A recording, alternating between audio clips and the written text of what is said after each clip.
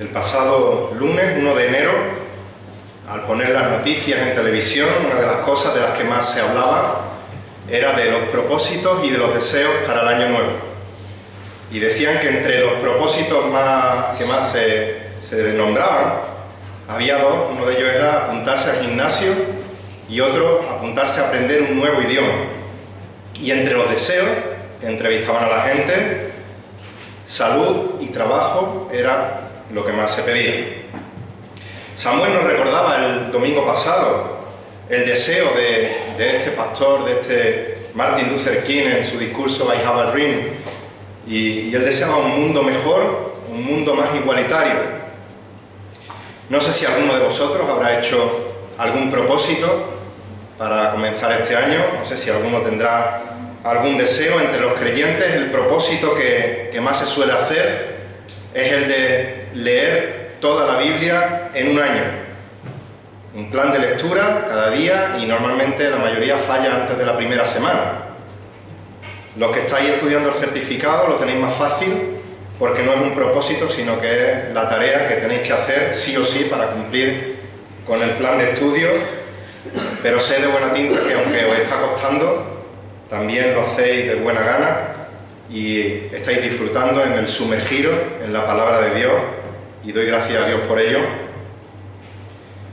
Y en cuanto a los deseos para el año, cada uno seguro que tendrá lo suyo. Supongo que la mayoría de estos deseos también serán respecto a salud, a trabajo, a estudios. Pero aunque realmente no sabemos lo que va a acontecer a lo largo de este nuevo año que acabamos de empezar, lo que sí sabemos es que los creyentes podemos descansar en nuestro Dios.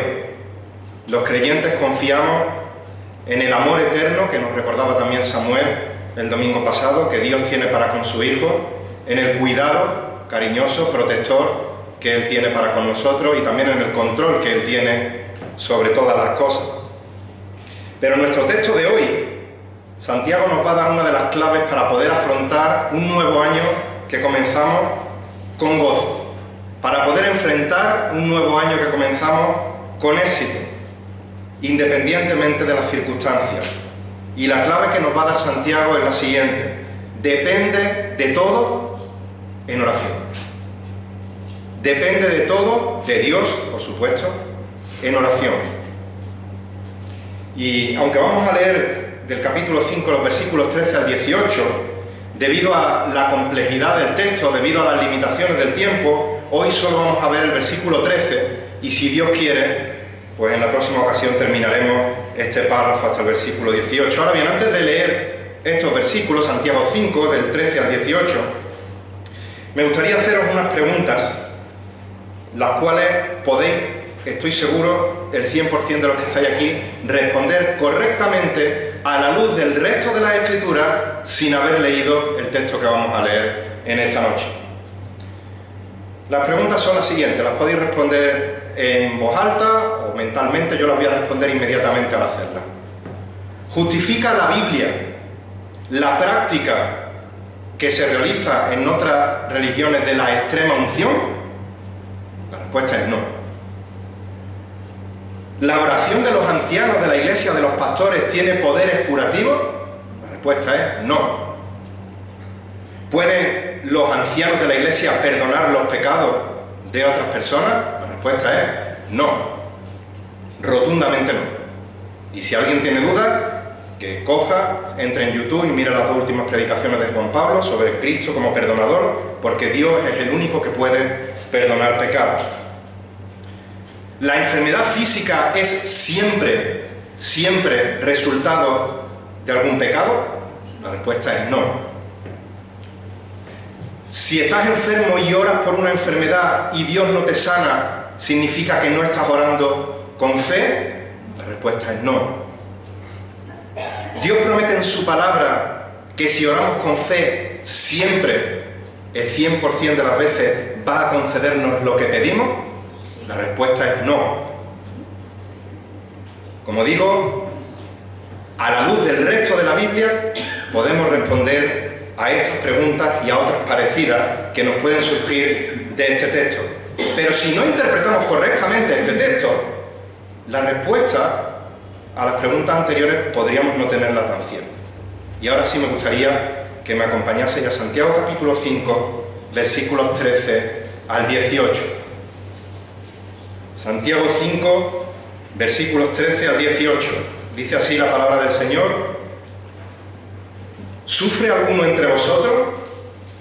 Que haga oración. ¿Está alguno alegre? Que cante alabanza. ¿Está alguno entre vosotros enfermo? Que llame a los ancianos de la iglesia y que ellos oren por él, ungiéndolo con aceite en el nombre del Señor. Y la oración de fe restaurará al enfermo, y el Señor lo levantará, y si ha cometido pecados le serán perdonados. Por tanto, confesaos vuestros pecados unos a otros, y orad unos por otros para que seáis sanados. La oración eficaz del justo puede lograr mucho. Versículo 17. Elías era un hombre de pasiones semejantes a las nuestras, y oró fervientemente para que no lloviera, y no llovió sobre la tierra por 3 años y 6 meses. Y otra vez oró, y el cielo dio lluvia, y la tierra produjo su fruto. Hasta aquí la palabra del Señor. Como digo, hoy solo veremos el versículo 13, pero en estos versículos, Dios mediante, vamos a ver la dependencia de Dios en todo por medio de la oración. Y más concretamente vamos a ver 3 aspectos de la oración que nos llevan a depender de Dios en todo. 3 aspectos de la oración que nos llevan a depender de Dios en absolutamente todo. Y hoy veremos el primer aspecto. Depende de Dios orando a Él en toda circunstancia. Si Dios quiere, veremos en los siguientes versículos: depende de Dios orando con tus ancianos. Y en tercer lugar, depende de Dios orando con tus hermanos. Pero como digo, hoy veremos un aspecto de la oración que nos lleva a depender de Dios en todo, y es: depende de Dios orando a Él en toda circunstancia. Versículo 13. ¿Sufre alguno entre vosotros? Que haga oración. ¿Está alguno alegre? Que cante alabanza. Muchos de vosotros conocéis el refrán que dice que nadie se acuerda de Santa Bárbara hasta que truene. Y por desgracia este refrán se puede aplicar en más de las ocasiones que nos gustaría a los creyentes. En muchas ocasiones solo nos acordamos de orar a Dios cuando estamos en algún problema, cuando enfrentamos alguna situación difícil, cuando pasamos por alguna enfermedad. Pero Santiago nos dice que vayamos a Dios en toda circunstancia en oración, en la aflicción, por supuesto, pero también en la alegría. Así que en primer lugar vamos a ver que debemos de depender de Dios orando a Él en el sufrimiento. Santiago nos va a hablar de los momentos difíciles. ¿Sufre alguno entre vosotros? Dice la Reina Valera: ¿está alguno de vosotros afligido? Y recordemos que los receptores de la carta, la mayoría de los receptores de la carta de Santiago, estaban pasando por sufrimiento, por dificultad, por aflicción. En el capítulo 1, versículo 1, se nos dice que esta carta está escrita a las 12 tribus que están en la dispersión. Muchos de estos judíos habían sido dispersados de sus hogares, teniendo que abandonar sus casas, sus familias, sus trabajos, por motivo de una persecución injusta por causa de su profesión de fe. Muchos de ellos lo habían perdido todo. Muchos de ellos estaban en situación de pobreza. Algunos, o bastantes, o muchos, sería situación de extrema pobreza. Y a esa situación hay que sumarles, si recordáis, que estaban siendo oprimidos por unos ricos incrédulos que les exprimían al máximo en sus trabajos, y o les pagaban mal, o no les pagaban, o les robaban parte de lo que les pagaban. Eran expertos en sufrimiento estos hermanos. Pero por desgracia esto no era todo. Entre ellos mismos como creyentes, su situación en la iglesia no era un camino de rosas. Hemos visto a lo largo de la carta numerosos pecados que se cometían entre estos creyentes y que Santiago les exhorta para que corrijan eso en sus vidas. Había acepción de personas, celo, contienda, murmuración, difamación, guerras, pleitos. De manera que la aflicción, el sufrimiento de estos hermanos era tanto de dentro de la iglesia como de fuera de la iglesia. Y después de animarles en el versículo 2 del capítulo 1 a que tengan por sumo gozo cuando se encuentren en diversas pruebas, en el 5:8 le dice que tengan paciencia, que tengan paciencia considerando la venida, la segunda venida de nuestro Señor Jesucristo y considerando la esperanza cierta de una eternidad gloriosa en la presencia de Dios. Y ahora sigue diciendo, ¿sufre alguno de vosotros? ¿Está alguno de vosotros afligido? Que haga oración. No es un consejo, no es una entre varias ideas que puedes tomar, es un mandato lo que está haciendo. ¿Estás sufriendo? Ora a Dios. Santiago nos ha estado enseñando a lo largo de su carta evidencia una y otra de lo que es una fe genuina. Evidencias de una fe que se demuestra, evidencias que se demuestran en la práctica. Y una de las evidencias de una fe genuina es la vida de oración del creyente. Es la dependencia de Dios en oración en todos los aspectos de su vida. El creyente necesita hablar con Dios. El creyente necesita tener una relación íntima con su Padre Celestial. Y la vida de oración es la mejor muestra de dependencia del creyente en Dios, porque sabemos que Dios es omnisciente. Sabemos que antes de que nuestras palabras salgan de nuestra boca, Dios sabe lo que vamos a decir. Pero aún así necesitamos expresarle a nuestro Padre lo que sentimos. Nuestro deseo de que nuestra voluntad se alinee con su voluntad. Nuestra gratitud. Y esto lo hacemos por medio de la oración. Ahora dice, ¿sufre alguno entre vosotros? Y el verbo sufrir en el original significa experimentar dificultades. Es un término muy general. No se refiere a un tipo de sufrimiento específico. Se puede referir a cualquier tipo de sufrimiento, de aflicción, de adversidad. En el contexto inmediato de los versículos que hemos leído, vemos que Santiago exhorta a sus lectores a que piensen, a que consideren en el sufrimiento de los profetas que le antecedieron. Versículo 10. Hermanos míos, tomad como ejemplo de paciencia y de aflicción a los profetas que hablaron de parte o en el nombre del Señor. Inmediatamente después le hace recordar el sufrimiento de Job, el cual fue un sufrimiento físico, económico, familiar, psicológico, religioso, espiritual. Job tocó todos los palos del sufrimiento. El apóstol Pablo usa este mismo verbo sufrir para hacer referencia a las aflicciones que él estaba pasando en su encarcelamiento. A Timoteo le aconseja y le recuerda, segunda de Timoteo 2:3, sufre penalidades conmigo como buen soldado de Cristo Jesús. Le está diciendo, prepárate para el ministerio pastoral porque vas a sufrir.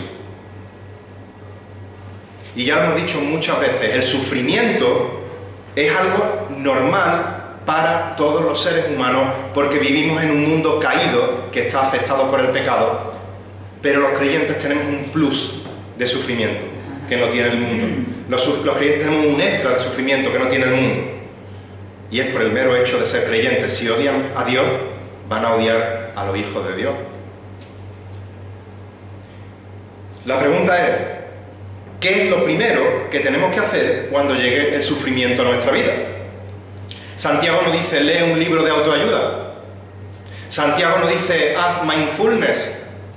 Santiago no dice, escucha una charla motivacional. Santiago no dice, acude a algún profesional. Santiago no dice, piensa en positivo, que todo se arreglará. No. ¿Qué es lo primero que hemos de hacer cuando llega el sufrimiento a nuestra vida? Lo primero no es llamar a los ancianos, que es algo bueno y que se debe hacer. Lo primero no es apoyarse en los hermanos de la fe, que es algo bueno y que debemos de hacer. ¿Qué es lo primero que hemos de hacer los creyentes cuando llega el sufrimiento a nuestra vida? Que haga oración. Acude en primer lugar a Dios. Sea cual sea tu sufrimiento, sea cual sea tu aflicción. En nuestras alabanzas hemos cantado, Él me sostendrá. Él es mi paz. He hecho toda mi ansiedad sobre Él porque Él cuida de mí. Dios es mi dulce refugio en la tormenta. Y no cantamos para mover las emociones de los que estáis aquí y que por un rato olvidéis vuestro sufrimiento y paséis un buen tiempo, sino que lo cantamos porque lo creemos. Lo cantamos porque Dios nos lo ha dicho en su palabra. En un momento hablaremos de las canciones. La Biblia nos enseña multitud de ocasiones y de ejemplos de dependencia de Dios en medio del sufrimiento y de la aflicción. Dice el Salmo 18, versículo 6, en mi angustia invoqué al Señor y clamé a mi Dios. Desde su templo oyó mi voz y mi clamor delante de él llegó a sus oídos. Salmo 30, 10. Escucha, oh Señor, y ten piedad de mí. Oh Señor, sé tú mi socorro. Salmo 50, 15. Invócame en el día de la angustia, yo te libraré y tú me honrarás. Salmo 91, 15. Me invocará y le responderé. Yo estaré con él en la angustia, lo rescataré y lo honraré, dice el Señor. Dice el apóstol Pedro, 1 de Pedro 5, 7, echando toda vuestra ansiedad sobre él, porque él tiene cuidado de vosotros. Nuestro Señor Jesucristo nos dijo en Mateo 11, 28 a 31, venid a mí, ¿quiénes? Todos los que estáis como trabajados y cargados, y yo os haré descansar. Llevad mi yugo sobre vosotros y aprended de mí, que soy manso y humilde de corazón, y hallaréis descanso para vuestras vidas, para vuestras almas, porque mi yugo es fácil y ligera mi carga. Necesitamos, en primer lugar, acudir a Dios en todo momento, en oración, y cuanto más cuando sufrimos, cuanto más cuando nuestra alma está cargada y angustiada, porque solo en Dios encontraremos la paz y la ayuda para nuestro sufrimiento.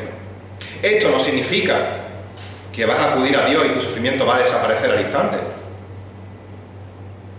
pero esto significa que vas a encontrar seguro refugio, que vas a encontrar sustento, que vas a encontrar descanso y una paz que sobrepasa todo entendimiento y que nos va a ayudar a navegar en medio de la tempestad de forma segura y gozosa.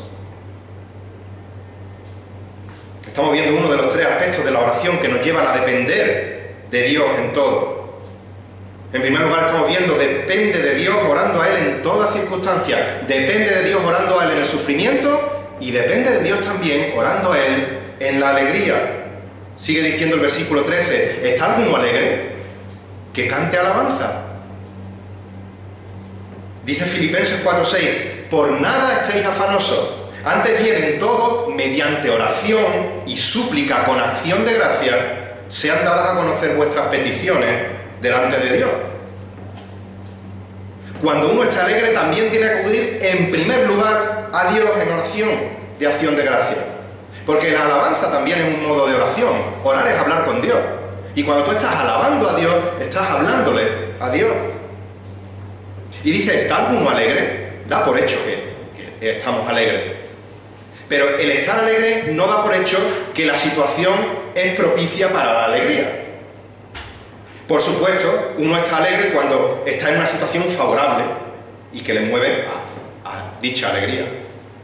Pero uno puede estar pasando por un tiempo de aflicción, de sufrimiento, de angustia y al mismo tiempo estar alegre, estar gozoso. El sentido de este estar alegre en el original es tener buen ánimo.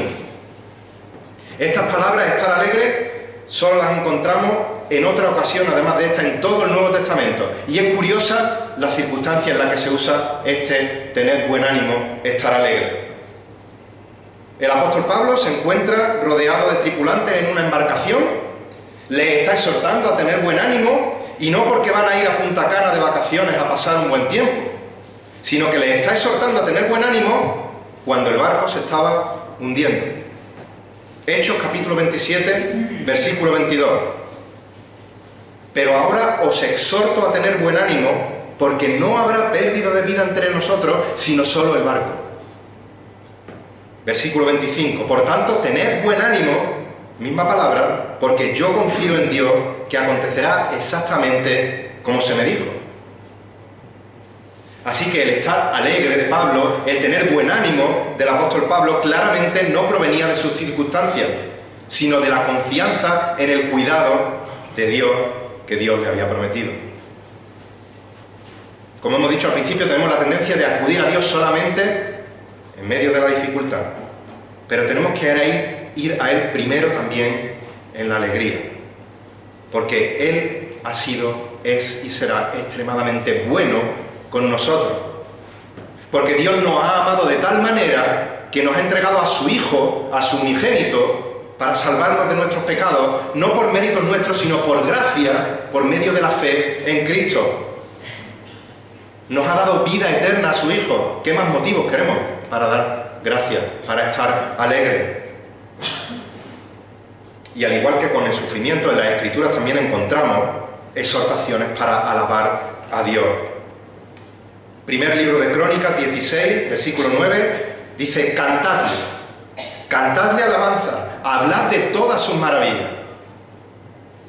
Salmo 81, versículos 1 y 2, cantad con gozo a Dios, fortaleza nuestra, aclamad con júbilo al Dios de Jacob, entonad canto de alabanza, tocad el pandero, la melodiosa lira con el arpa.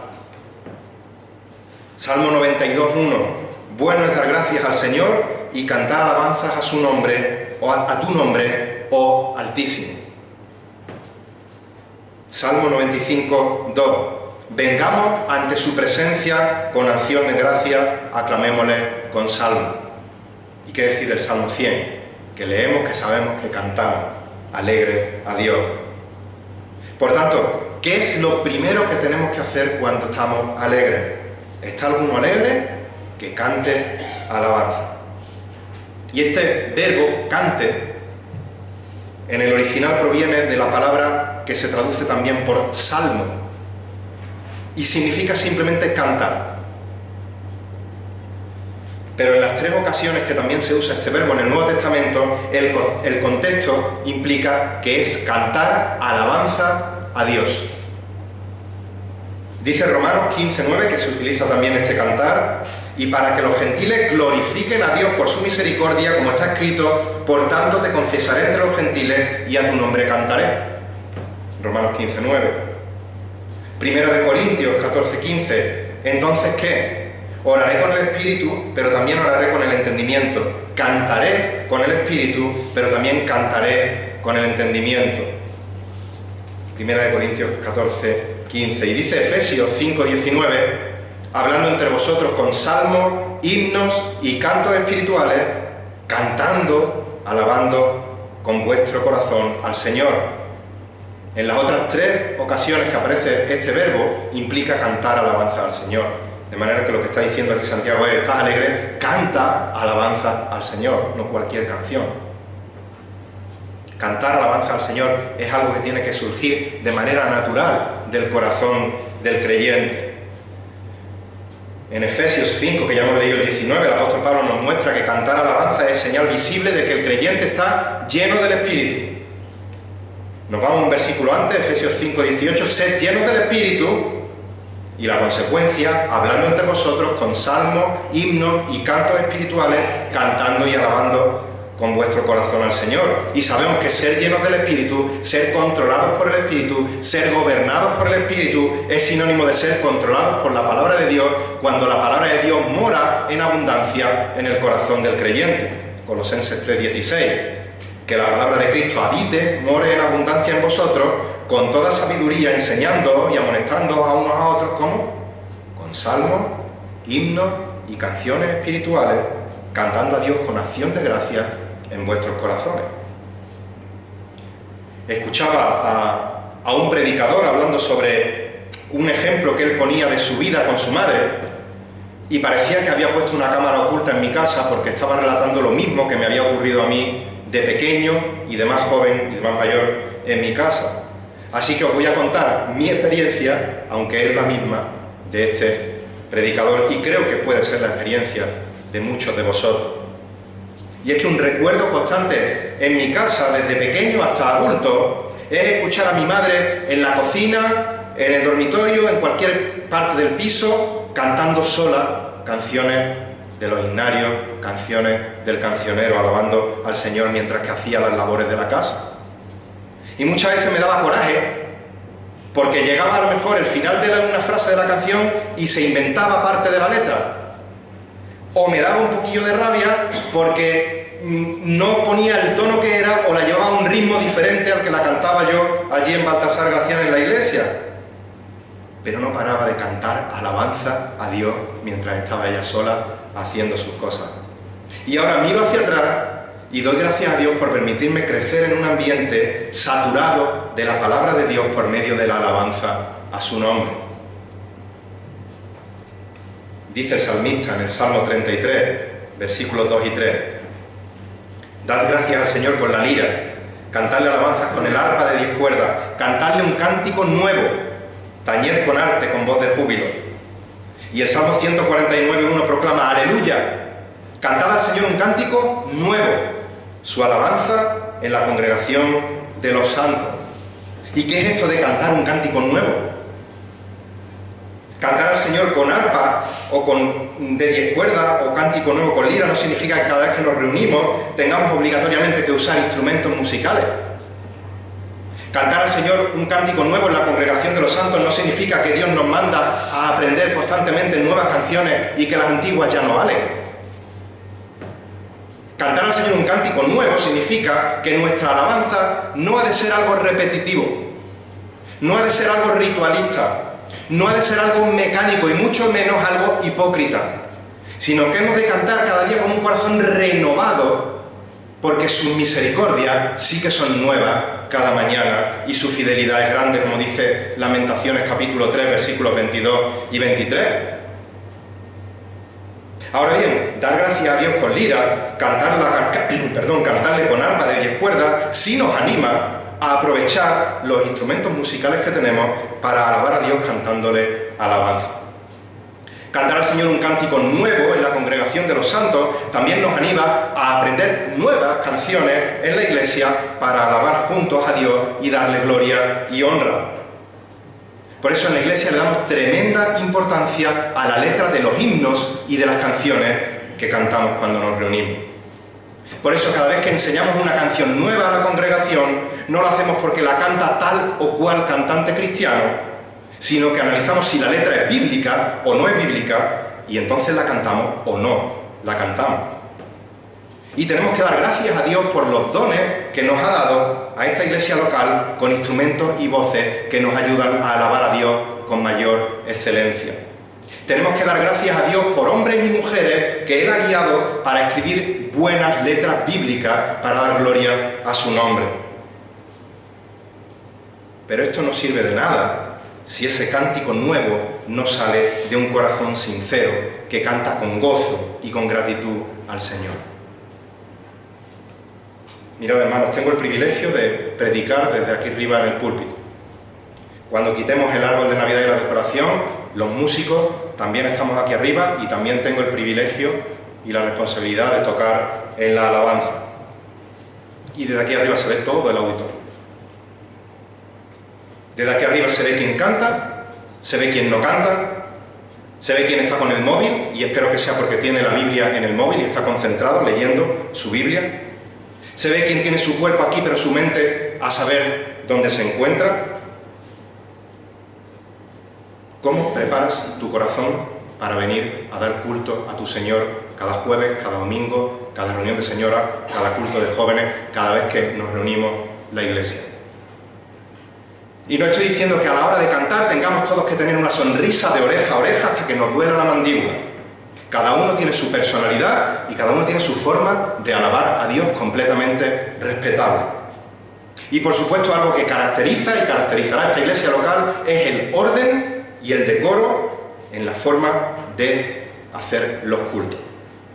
No vamos a usar la excusa de estar alegres para ponernos a dar saltos y hacer cualquier tontería que se puede ver en otros sitios. Pero lo que estoy diciendo es que en la congregación de los santos, cuando nos reunimos, tenemos que tener claro a qué venimos. No venimos a un buffet en el que cojo lo que me gusta y lo que no me gusta no lo cojo. Los santos, los creyentes, nos congregamos únicamente para la gloria de Dios. Y una de las formas en las que lo hacemos es cuando acudimos a Él con nuestra alabanza cantada. Y si esa alabanza no sale de un corazón sincero, de un corazón agradecido, no va a pasar del techo. no va a subir como olor fragante al trono de la gracia de nuestro Dios. Mis queridos hermanos, y termino, comenzamos un año nuevo. Algunos ya lo estáis comenzando con tremendas dificultades de salud. Otros tenéis causas de sufrimiento, diversas, preocupación por el futuro laboral, por la salud, por el bienestar de nuestros hijos, por familiares no creyentes que queremos que Dios les salve, y podríamos seguir con la lista y no acabaríamos ni hoy ni mañana. Pero tenemos que tener algo claro. El primer paso para dar en este año que acabamos de empezar de la forma adecuada es el siguiente: depende de Dios en todo, en oración, en cualquier circunstancia. Depende de Dios en el sufrimiento, en oración. Depende de Dios en la alegría, en oración. Hoy estamos en un culto de oración. Acudamos a Dios orando a Él, hermanos y hermanas, libremente, con humildad, con gratitud, con alabanza, porque sabemos que toda buena dádiva y todo don perfecto viene de lo alto, desciende del Padre de las luces. Que el Señor os bendiga en este año nuevo que comenzamos, que el Señor bendiga su palabra y que vivamos para su gloria este año. A Él sea la gloria. Amén.